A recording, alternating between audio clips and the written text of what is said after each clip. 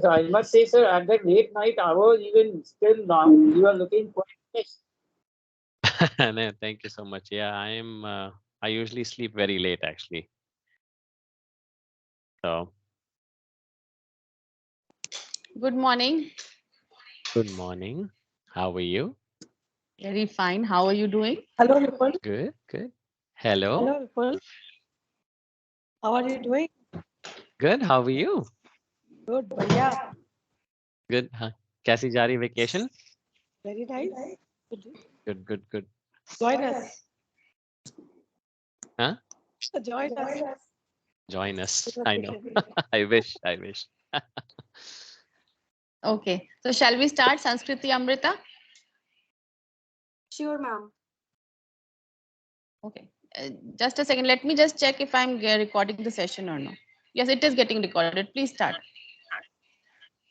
Okay, ma'am. Good morning according to India and good evening according to you. A very warm and good morning, present over here. I'm Amrita Pandey along with Sanskriti Pandey from Little Flower House, Kakarmatta. Hey guys, We very are nice to meet privileged to you. have Mr. Vipul Kapoor, who is presently residing in US and is our alumnus today. He is a pre-sale solution architect.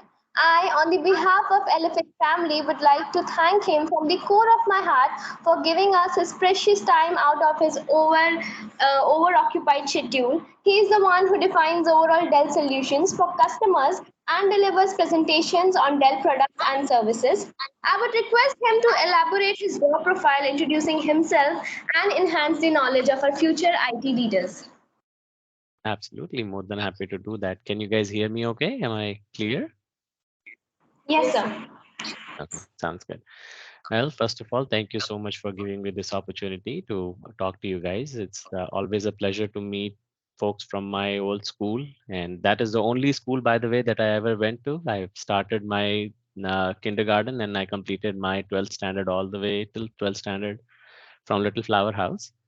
Um, well, to if you guys want to talk about my current role, as you mentioned earlier, I am working as a pre-sales solutions architect at for Dell Technologies. I work more on the side of a company that Dell Technology actually acquired in 2016. It was called EMC Corporation.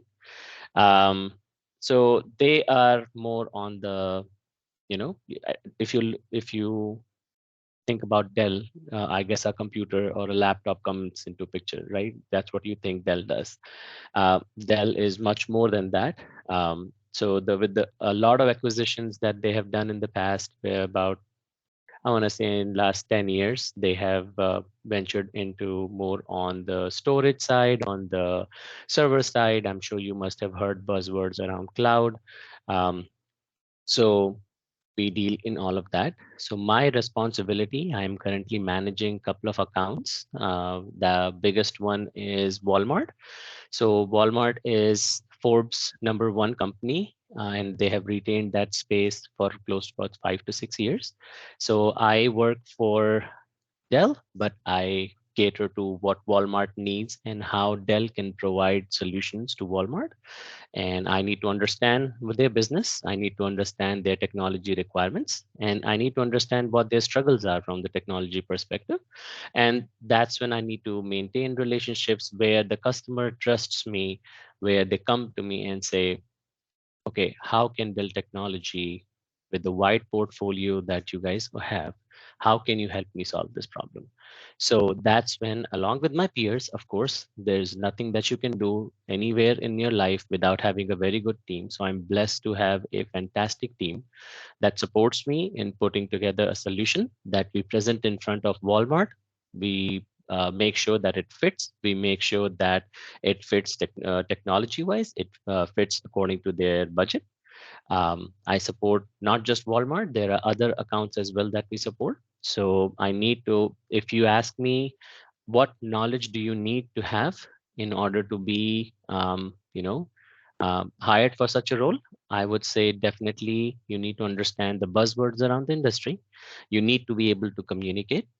So, that's one of the things that I guess was my biggest gift that Little Flower House gave me is my communication skills.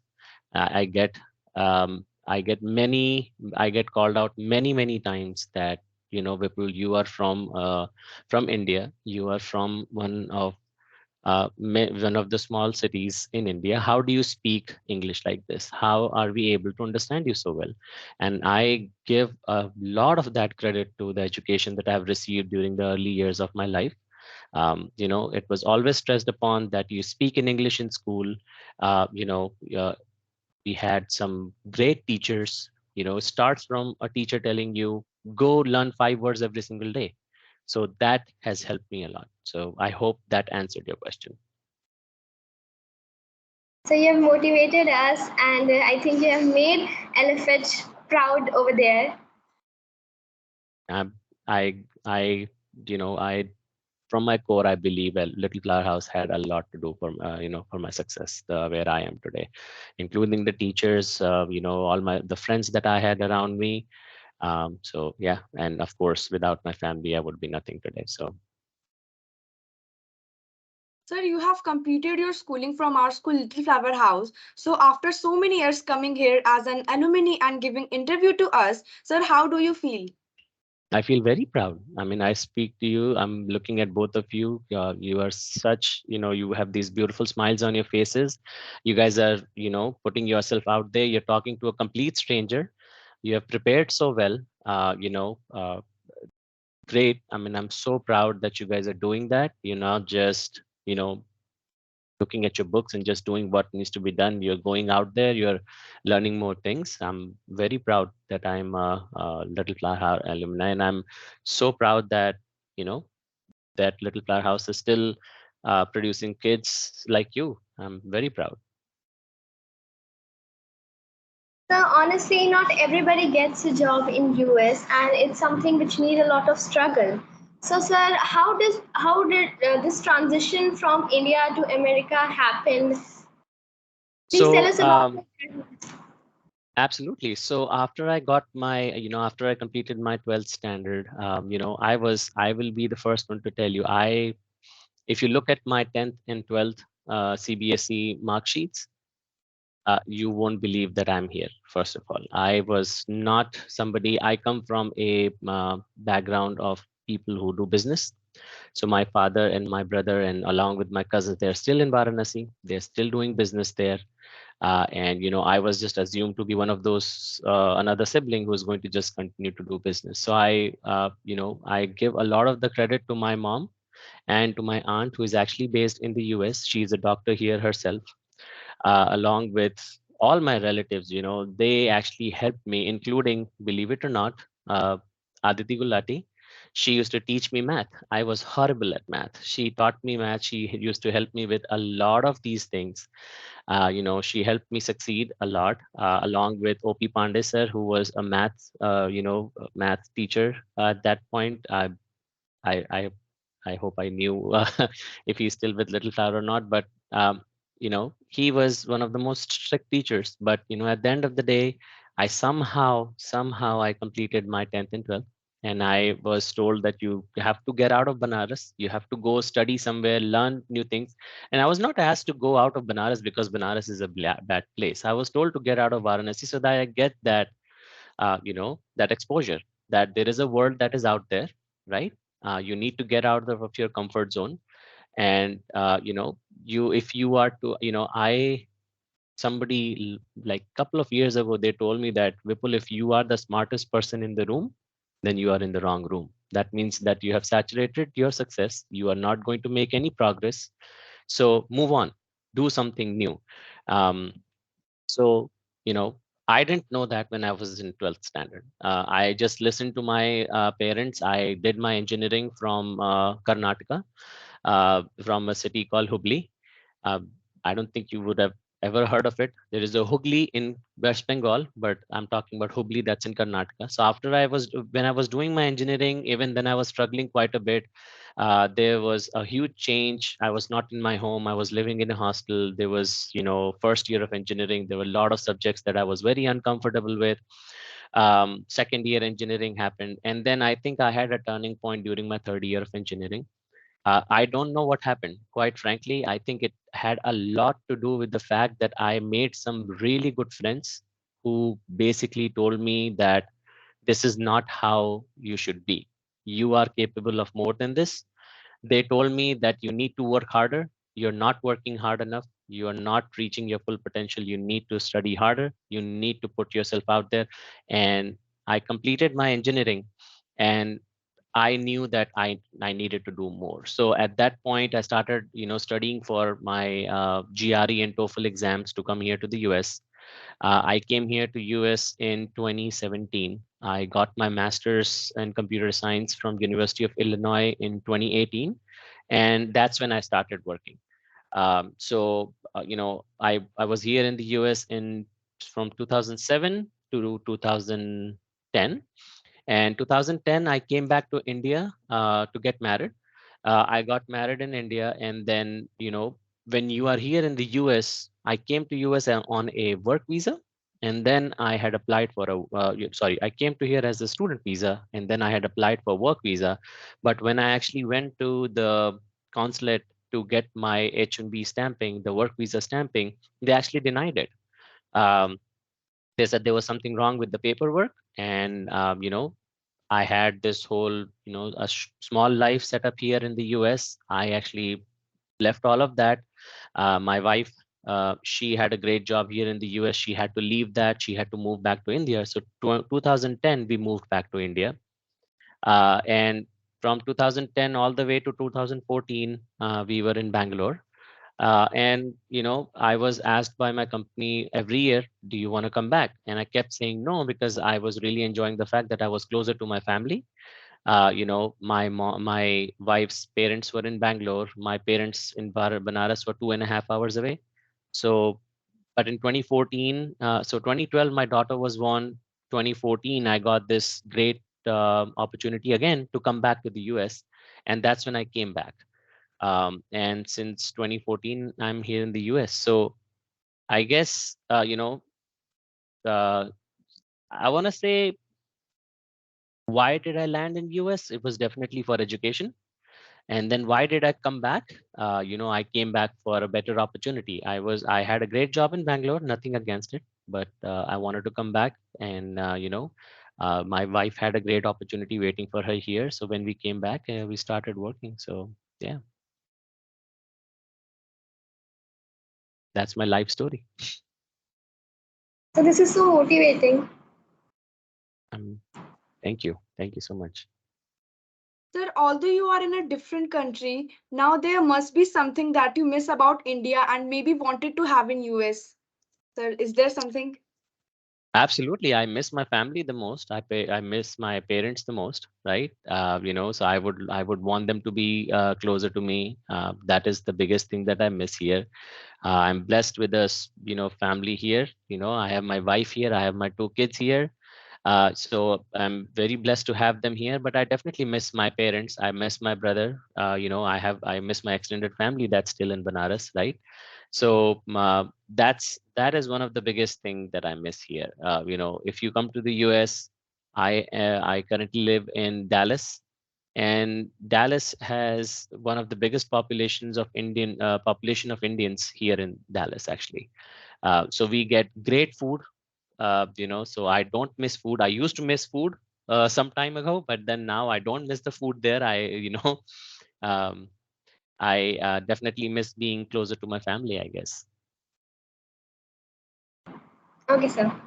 So what about your role model in your journey? There must be some sort of setbacks, but to keep you motivated, you needed some sort of motivation, and for that, you must have some role model that inspired you. So who was your role model? I think I want to say that, again, my, I don't know if I can say this one person was my role model, quite frankly. I was pretty much on auto mode after I started studying. I think one of the biggest thing I want to say is, after you start doing better in education, I felt like, I needed to do more. I want to say, I definitely look up to my dad. I look up to my mom. So that, I know how, what it took for them to send me out of that household. Especially, I was never expected to leave. I was expected to run the business along with my father. So, I definitely look up to them, and, I guess, yeah, I mean, going back to my family, I definitely feel like they are my role models, and they've always done the right thing. They've always taught me that I should treat people the way I expect them to treat me. And yeah. Yes, sir. Sir, tell me what courses you have taken, and if you have a favorite or least favorite subject. So, sir, please can you tell about that? Absolutely. So I well during my engineering, like I said, math was not my most favorite subject. I somehow managed to get my engineering degrees. Lucky for me, math was the subject that was offered for only first 4 semesters of engineering. So I was very happy that after 2 years of my first 2 years of engineering, I did not have to study math as a dedicated subject. One of my favorite subjects was definitely computer networks. I could really I really felt like that subject resonated with me, and that's how I got like the industry that I am right now. My early years of my career, I was attached to like networking and storage area networks, and so again, I have never been a programmer. I could never, I could code to a point where it was needed just to, complete my engineering degree. But being a being a person who holds a bachelor's and, a master's in computer science, I really feel that, you know, programming was not my forte. Computer networks on the other side was definitely my favorite. So that's when I was doing my master's, I specialized in computer networks and took more courses towards that. And luckily enough, I landed at a great university when I was doing my master's, and I was able to secure a graduate assistantship with the Management Information Systems Department. And here, because I had good credentials from my education perspective, I had good recommendations from my professors. I was able to land a graduate assistantship, and that graduate assistantship actually paid for my master's. So I spent maybe in that time like maybe 4 lakh for my master's, and then I was able to get a full scholarship for my master's degree as well. And I really feel that computer networks was my favorite thing ever, and still is. Okay, sir. So, for example, you have to go back to past. You have to go back to your past, and you have to live your high classes, high school years again. So, what would you change and why? um I don't know. I mean, I guess what I would do is I would I would concentrate on my studies a little bit more.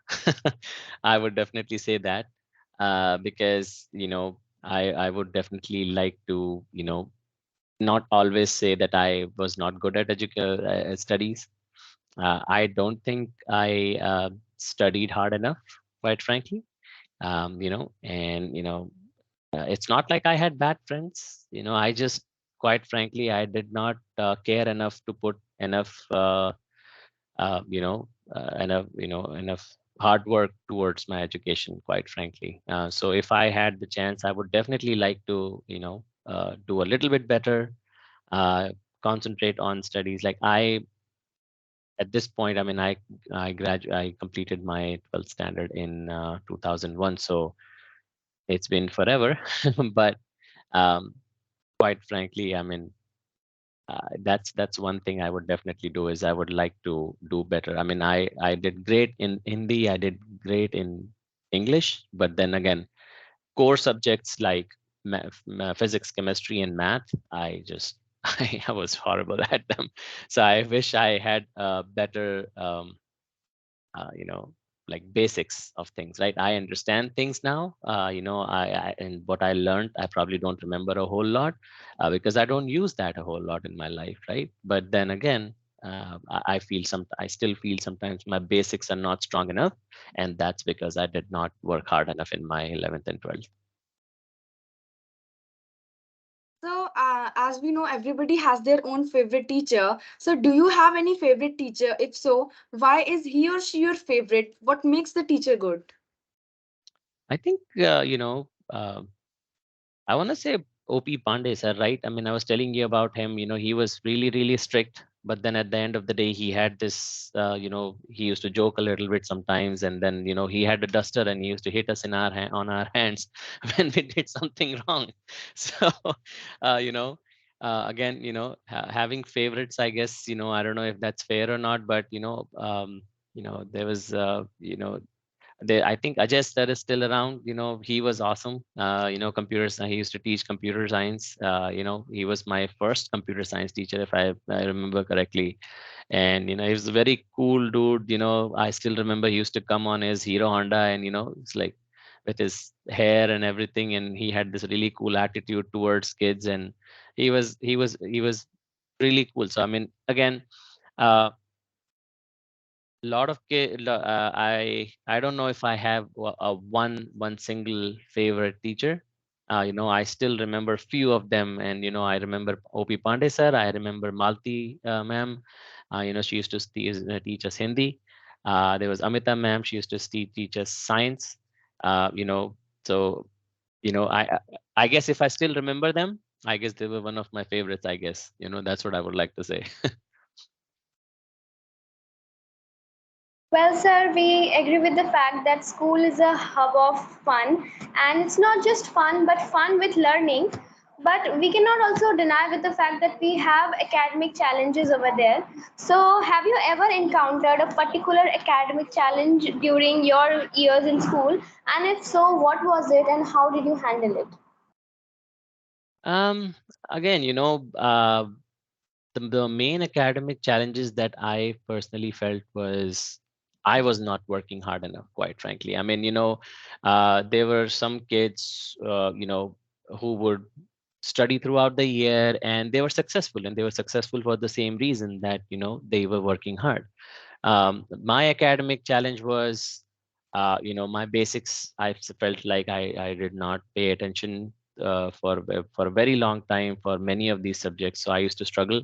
But then, I guess at the end of just before the exams, I would sit down and I would worry about it. Oh my God, I've not studied throughout the year. How am I going to pass? And I used to barely pass. And, I guess that was my financial, my struggle was, um, everything was given very easily to me, right? So I was blessed with a family that supported me.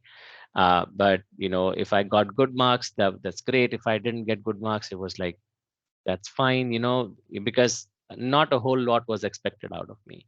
So my struggles were very limited. I know a lot of friends who maybe struggled financially, who had family trouble, but uh, I don't think I remember having any kind of struggle that would stop me from succeeding. It was, I felt like it was myself not working hard enough. So that was on me. I did not work hard enough to be um, completely successful. I had great teachers. Like I said, they were doing all the right things. They were doing, they were coming in every day. They were teaching us all the right things. um, I don't know. I guess that was my struggle. Not that I did not care enough to work hard enough, at least during the schooling period.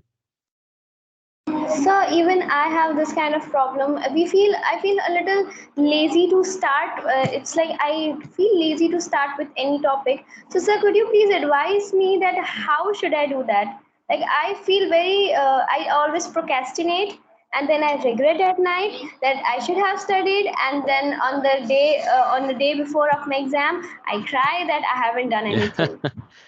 I did that. I did that for my up till my 12th grade. I did that during the first or second year of engineering. And then, what I would say is that, you know, one day you're going to wake up and you're going to look around you and you're going to see that all your friends have done the right things and you have not you have not, you know, you are left behind. You know, so I guess that's what kind of hit me really hard, that everybody around me was doing everything that I was doing. They were enjoying to the most. You know, they were going out, they were watching movies just like I was maybe, and then, you know, you know, having all sorts of fun. But then at the end of the day, they knew they had priorities, right? I mean, they knew that if I don't do it, there is nobody else who's going to do it for me, right? I mean, there is nobody who is going to sit and study, and then there's nobody else who can sit and give your exam. So I guess, you know, you just need to understand that, uh, even though your parents are not running behind you, or maybe they are, I don't know, but then for me it was like, even if nobody's running behind you, that you need to study well, you need to study well, it's your responsibility. At the end of the day, you and yourself are the only person who are responsible for your life and what you do with your time. I'm not saying that all you need to do is study. I'm not saying that you need to just work hard.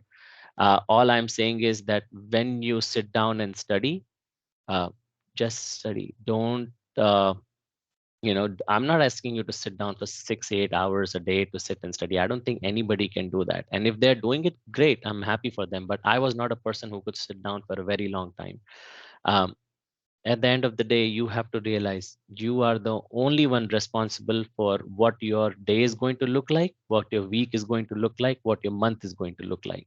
And if you are choosing that you are spoiling your tomorrow because you wanted to have fun today, you made that decision. So at the end of the day, don't blame anyone else. You know, don't feel bad for yourself. Do something about it. You know, if you have decided to sleep for till at 11 a.m. and you had an exam at 2 p.m., it's your fault. It's nobody else's fault. So just, I guess procrastination is very easy, and you know, if you take it easy now, it's you're gonna have issues later. I mean, that's you are the only one person responsible for everything. So just realize that, and always tell yourself that I'm going to do better, and I'm responsible for myself, nobody else. Thank you, sir, for this advice. Sir, is there something that you'll always remember from your school experience, sir, school memories? Yeah, I always used to enjoy, you know, 15th August celebrations. I always used to enjoy January 26th celebration. I used to remember, you know, one halwai coming and making these amazing bundis, and I used to enjoy that. That's one of the things that I still remember, you know, not having to carry your school bag that day. And I'm like, oh my God, I feel amazing today. I don't have a backpack on me. I'm just going to go in. I'm going to spend 2 3 hours at school, and then I'm going to go right back home. You know, that's amazing, right? So that's that's one of the fondest memories for me. You know, of course, hanging out with my friends. You know, we had a ton of fun. You know, so you know, and then school meets, right? Whenever we used to go from, like, you know, oh, we are going from Nagwa branch to Kakarmatta branch today. You know, that was fun. You know, we get to meet all these kids who are also in this same grade, but we never got to meet them. They're from the same school, but we never got to meet them. But that was like, oh my God, that's amazing. You know, you know, let's do this.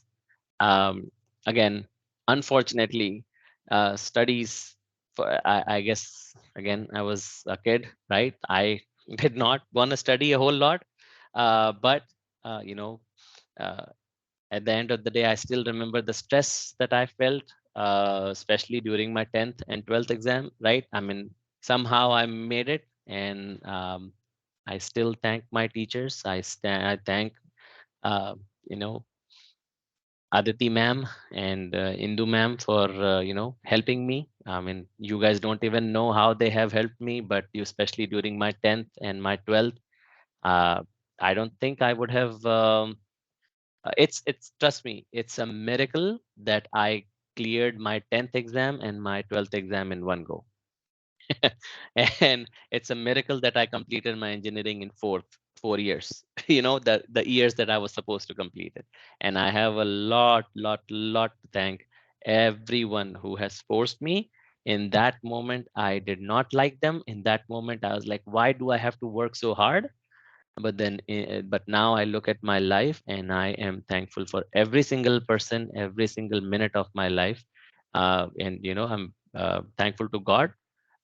So and one thing I would really tell you is have faith, right? I mean, I really feel that um, you need to believe in one thing. You need to believe, you believe in a Babaji, go believe in a Babaji. You believe in God, you believe in God. But have faith that if today is bad, tomorrow is going to get it's possible to make it better.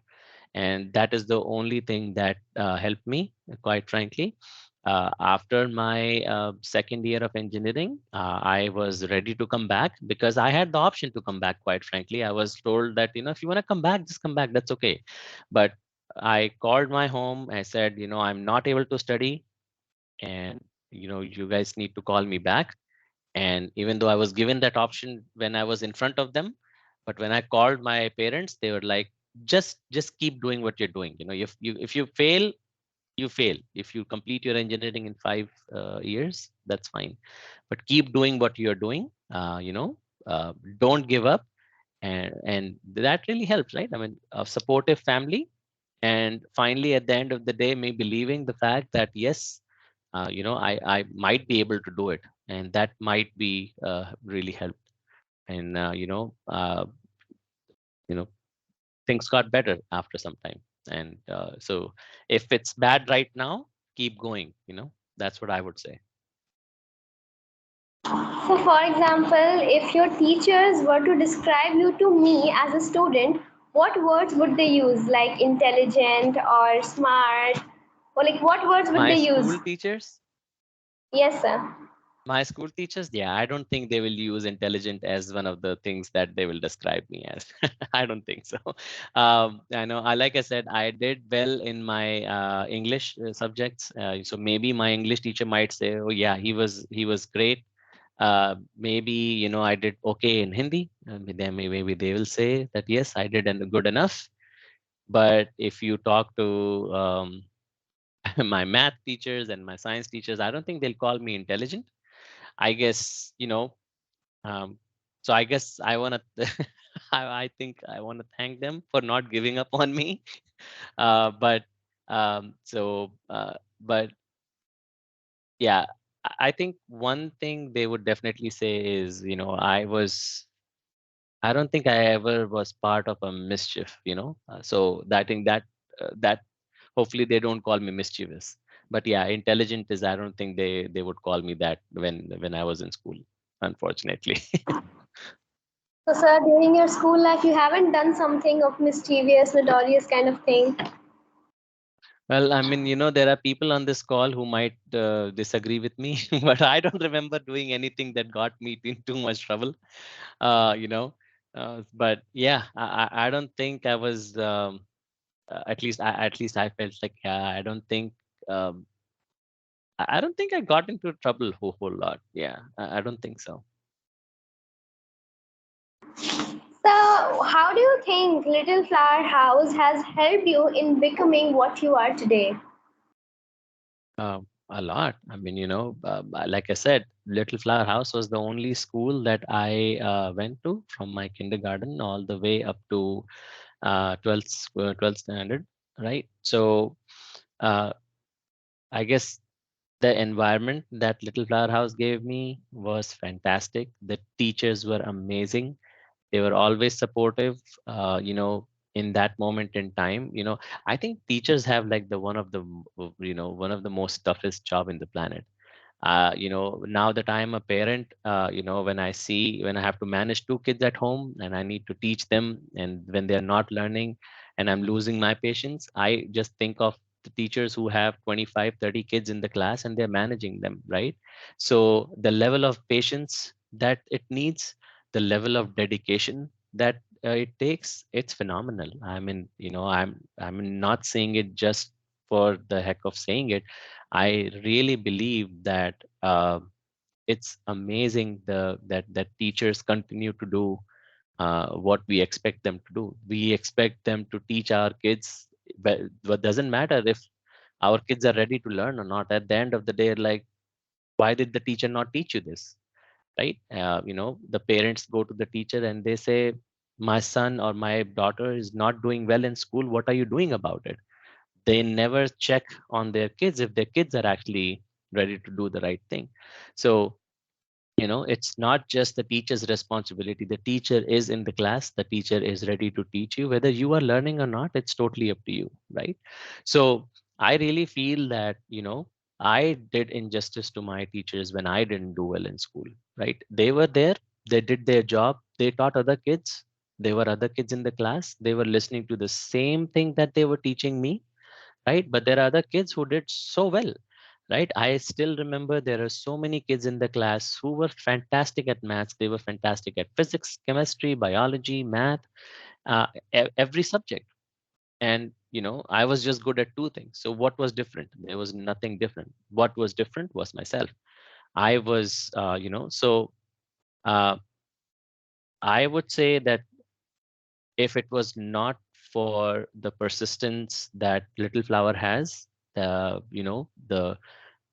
teachers who have that persistence in them to make sure that they give you good education, I have not seen a single um, I can't remember a single teacher who did not give their 100% when they were in the classroom, right? There was no teacher who was just there just because they were getting a salary at the end of the day. So I, from the bottom of my heart, really believe that Little Flower House um, gave me a very good backbone, gave me a very good head start, uh, you know, um, in everything that I am today. So at last, I just want to say that as we are also the student of same school and you are the passed out student, so what suggestion or message you would like to give to the present generation?